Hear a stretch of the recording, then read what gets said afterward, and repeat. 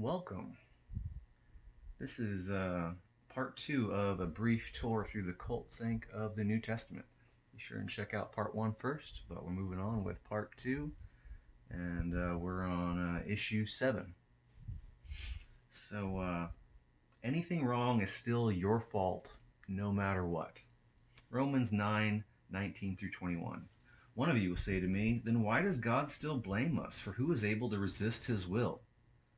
But who are you, a human being, to talk back to God? Shall what is formed say to the one who formed it, why did you make me like this? Does not the potter have the right to make out of the same lump of clay some pottery for special purposes and some for common use? So that's Paul's quote.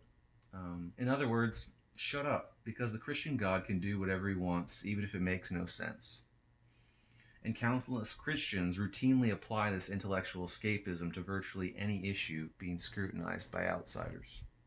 What's wrong with this picture? People are going out on a metaphysical limb for Christian beliefs and have to decide if this conception of a God is even correct.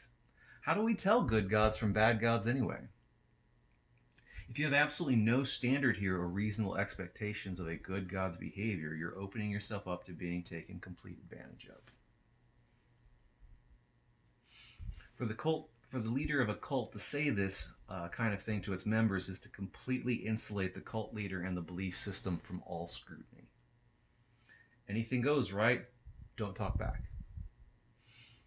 And remember, liberal Jesus' ways, as well as Allah's ways, are also infinitely above your ways. So don't talk back to any of the gods on the market. They can get away with whatever they want.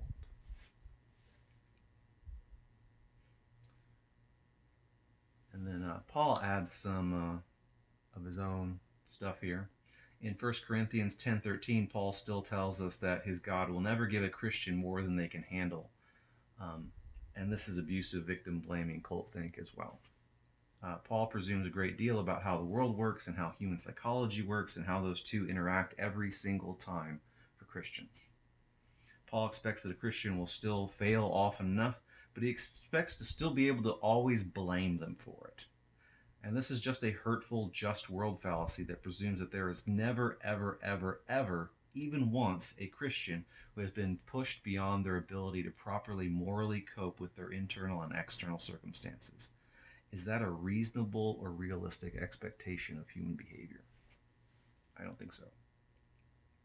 A just world fallacy, for those who don't know, is a logical fallacy where one assumes that a given thing that happens or everything that happens is necessarily just or ultimately justified in some moral sense, even though this hasn't been proven. We live in a world with plenty of abused people. People have not been reliably encultured or trained to know how to cope with the difficulties of life, and lots of people with various degrees and kinds of mental illnesses undermining their efforts to truly get on top of their problems or even know that they have problems to begin with.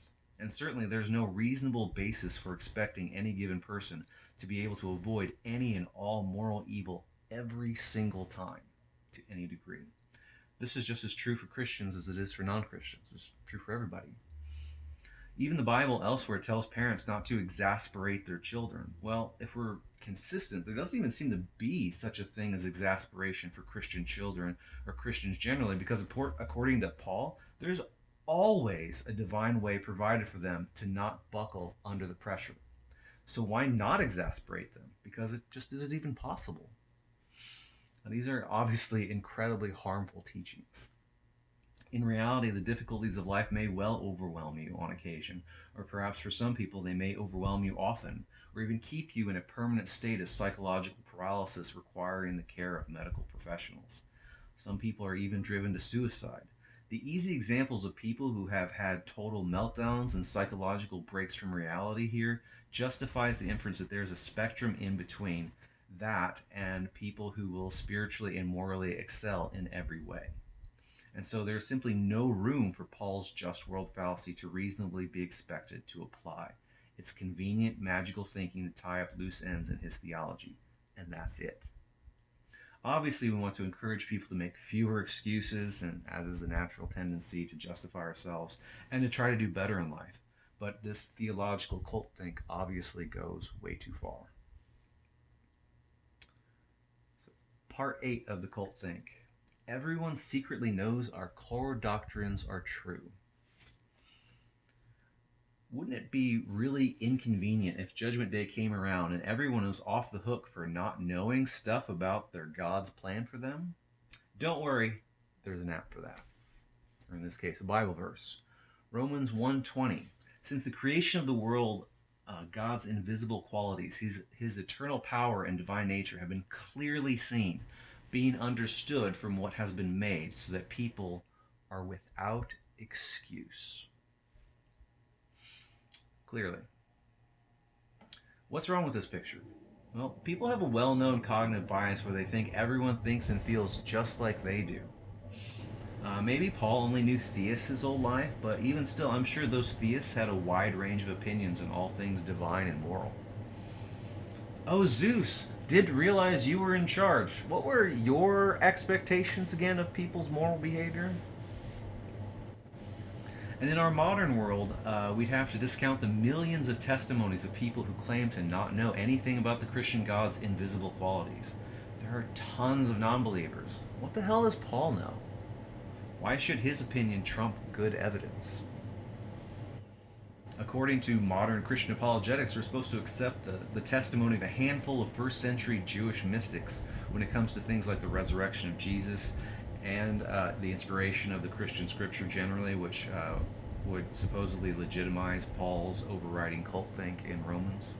But modern Christian apologetics completely discounts the millions of modern non-believers who tell us they don't know anything of any God or his or her moral orders. Doesn't sound like we're expected to be very impartial with the evidence, does it? So, part 9. Miracles confirm our message, but false prophets can do those miracles too? Mark 13:22 and Matthew 24:24. For false Christs and false prophets will rise and show great signs and wonders to deceive, if possible, even the elect. What's wrong with this picture? We're not being given any helpful advice for sorting out the truth. It's just Jesus' word against the word of these false messiahs who have all the same evidence he does. Jesus boasts, "See, I've told you ahead of time." Told us what? That people will disagree with you? Thanks, Jesus. Helpful. I'll bet Christians will disagree with me in the comments section. Wow, I'm a prophet. Please note this New Testament Cult Think series isn't supposed to be hinged on anti-supernatural prior probabilities so that the case against the supernatural claims may independently contribute to an overall conclusion that Christianity is probably false. So I'm trying to separate the issues here. However, I will briefly bring up the issue here on this particular point. Early Christians, it seems, must be admitting they're competing with either A, equally unimpressive real miracles that are reproducible through fake natural means, or B, equally impressive legitimate supernatural activity, or C, an equally credulous religious culture that is easily duped by fake miracles, delusion, psychosomatic faith healers, and con artists. So why is the Christian God not doing better than the con artists and delusional faith healers? Why can't he do better than Satan and his demons? And why shouldn't we believe that Christians were just as superstitious and gullible as everyone they admitted they were failing to compete with in the miracles department? None of these scenarios bode well for demonstrating the legitimacy of Christianity, and in fact indicate the epistemic impotence of the Christian worldview, even on its own terms. Part 10. Good behavior is the hallmark of being correct about theological views? Really? Matthew 7:15-20. Watch out for false prophets. They come to you in sheep's clothing, but inwardly they are ferocious wolves. By their fruit you will recognize them. Do people pick grapes from thorn bushes or figs from thistles? Likewise, every good tree bears good fruit, but a bad tree bears bad fruit. A good tree cannot bear bad fruit, and a bad tree cannot bear good fruit. Every tree that does not bear good fruit is cut down and thrown into the fire. Thus, by their fruit you will recognize them. So, miracles can't distinguish true prophets from false prophets, and we're told that we have to look at their good behavior. But bad people can pretend to be good. And the definition of good is up for grabs. I mean, by my standards, Jesus' morality is demonic. He wants to set almost everyone on fire for all eternity for the crime of being imperfect by Old Testament standards. That's crazy. So I shouldn't listen to him by his own reasoning. Jesus tells us that the false prophets, who apparently can provide powerful miracles, come to you in sheep's clothing, but inwardly they are ferocious wolves. Can we hold Jesus to his own standard? Why was Jesus getting so cranky by being reliably rude to his family, often condescending to his disciples, and calling them Satan as though he was a little on edge, using excessive amounts of name calling to attack the Pharisees as hypocrites, as though maybe he was projecting, cursing that fig tree as though inanimate objects deserve human vengeance, and resorting to violence to drive out the money changers on the temple grounds, despite his teachings against using violence? Despite being generally peaceful, this was just a prelude of the things to come. As it turns out, he was a very patient maniac who intended to return with an army of angels to violently plague and punish everyone who disagrees with him. Isn't that a bit like being inwardly a ferocious wolf with an unstable veil of niceness? And we'll stop there and wait for part 3.